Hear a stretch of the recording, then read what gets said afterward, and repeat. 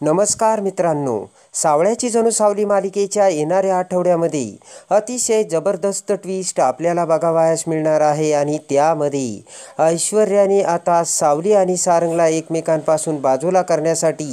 तिलोत्तमाला सारंगचे दुसरे लग्न करण्याचा निर्णय सांगितलेला असतो आणि त्याचबरोबर आता इकडे सावली ही प्रत्येक काही ना काही कारण सांगून सारंगच्या बेडरूममध्ये जाऊन सारंगच्या अवतीभोवती घोटाळत असते आणि हे ऐश्वर्याच्या लक्षात येऊन आता हे सगळं काही सावली सारंगला आपल्याकडे ओढण्यासाठी करते याचा विचार करून आता ताबडतोब आता आपण जर सारंगला स्पेशल नोकर ठेवून दिला आणि तो सारंगची काळजी घेईल आणि सावलीला त्याच्या रूममध्ये सुद्धा जाता येणार नाही असा विचार करून आता नोकरीसाठी वनवन भटकत असलेल्या सगदेवाला जेव्हा ऐश्वर्या बघते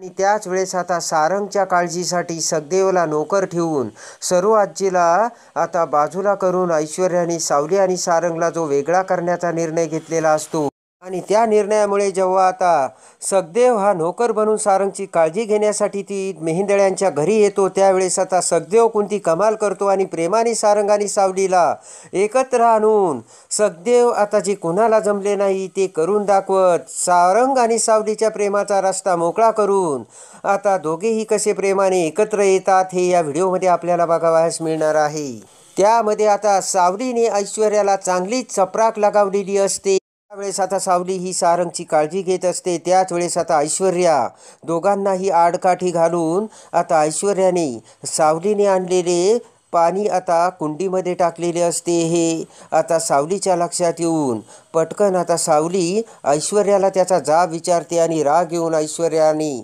आता सावलीला मारण्यासाठी हात उगारलेला असतो पण प्रत्येक वेळेस गप्प बसणारी सावली मात्र आता ऐश्वर्याचा हात धरते। ऐश्वर्याचा हात धरल्यानंतर सावली आता ऐश्वर्याला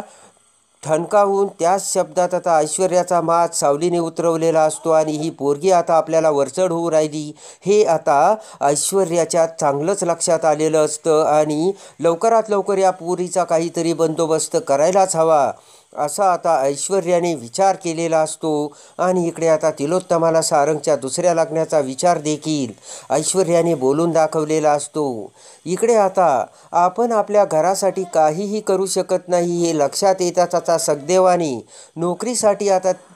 भागवतांचे घर सोडलेले असते। रागाने सगदेव आता नोकरी शोधत शोधत बाहेर पडलेला असतो आणि मात्र सगदेवला काही नोकरी मिळत नसते आणि त्याच वेळेस आता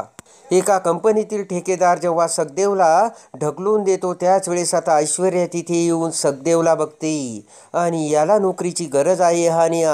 नोकरीसाठी फिरू राहिला हे लक्षात येताच आता ऐश्वर्याने सगदेवला आता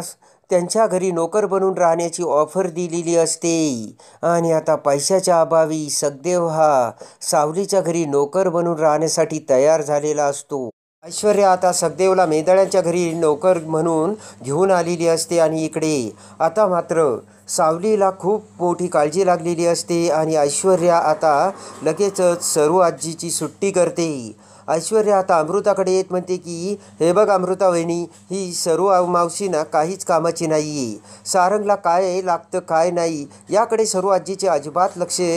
देत नाही आहे सरू आजी। तेव्हा आता सरू आजीला बाजूला करून मी या घरात सारंगच्या काळजीसाठी एक नवीन नोकर मागवलाय आणि तो आता जातीने सारंगची काळजी घेईल। सावलीने ते आता ऐश्वर्याचे बोलणे ऐकलेले असते आणि जर नवीन नोकर आला तर आता आपल्याला सारंगसाठी काहीच करता येणार नाही आणि मग इथे राहून तरी काय उपयोग असा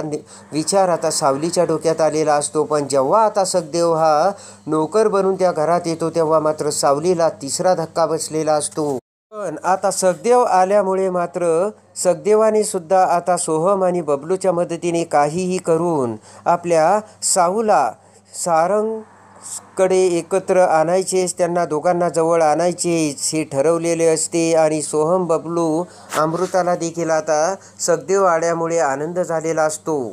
आणि त्याच वेळेस आता ऐश्वर्याचे सगदेववरती बारीक लक्ष असते पण सगदेव आता सारंगची काळजी व्यवस्थित घेत असल्याचे बघून मात्र इकडे ऐश्वर्या विचार करते की आता बरं झालं या पोरीला निदान सारंगपासून आपल्याला बाजूला तरी ठेवता येईल आणि त्याच वेळेस आता तिलोत्तमासोबत काहीही करून सारंगच्या मनात दुसऱ्या लग्नाचा विचार भरवायचा। असा आता प्रयत्न करून आता ऐश्वर्या आणि तिलोत्तमा सारंगला समजवण्याचा आता प्रयत्न करू लागतात. इकडे आता सावलीला सुद्धा खूप वाईट वाटत असतं, पण इकडे अमृता आता मोठा कानमंत्र देऊन काहीही करून सावली तुझ्या मनातलं प्रेम सारंग समोर आलंच पाहिजे असे आता अमृताने सांगितलेलं असतं. प्रत्येक आता ठिकाणी सावली आता सारंगची काळजी घेत असते. जातीने सारंगला काय हवं आणि काय नाही ते बघत असते आणि इकडे सावलीसुद्धा आपली प्रेमाने काळजी घेते. यामुळे सारंग खुश असतो आणि त्याच वेळेस इकडे तिलोत्तमा आता सारंगला दुसऱ्या लग्नाचा विचार बोलून दाखवताच सारंगला सुद्धा मोठा धक्का बसतो आणि स्पष्ट शब्दात आता सारंग तिलोत्तमाला लग्नासाठी नकार देतो. सारंग म्हणतो की हे बघ आई, देवाच्या आणि ब्राह्मणांच्या साक्षीने माझं सावलीसोबत लग्न झालंय आणि आता काही जरी झालं तरी सावली माझी बायको आहे, तेव्हा मी सावलीला सोडून दुसऱ्या मुलीचा आता विचारही करू शकत नाही. आणि आपल्या संस्कृतीतसुद्धा एक बायको असताना आपण दुसरं लग्न करू शकत नाही, तेव्हा आई संस्काराच्या विरुद्ध तू कशी जातेस असे आता सारंगने तिलोत्तमाला सांगून लग्नाला नकार दिलेला असतो. आणि आता तिलोत्तमाने सुद्धा डोक्याला हात लावलेला असतो आणि इकडे सारंग आता अजूनच सावलीच्या जवळ आलेला असतो.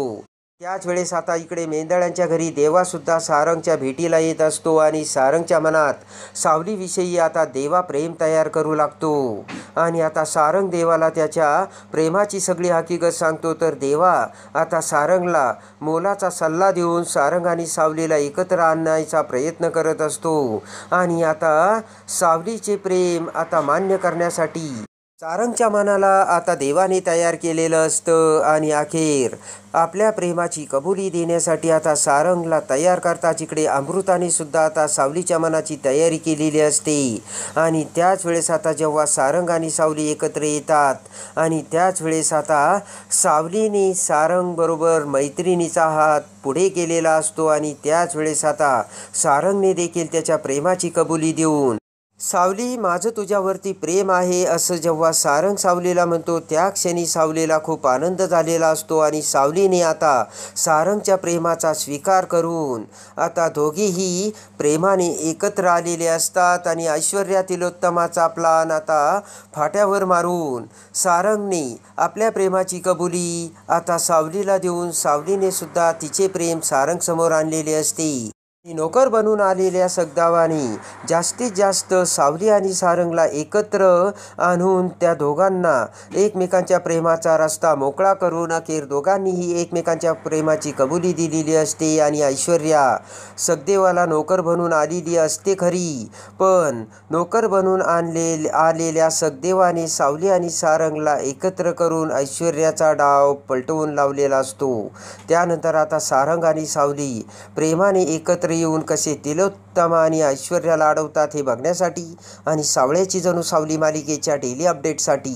बेल नोटिफिकेशनवर क्लिक करून आपल्या चॅनलला लाईक करा.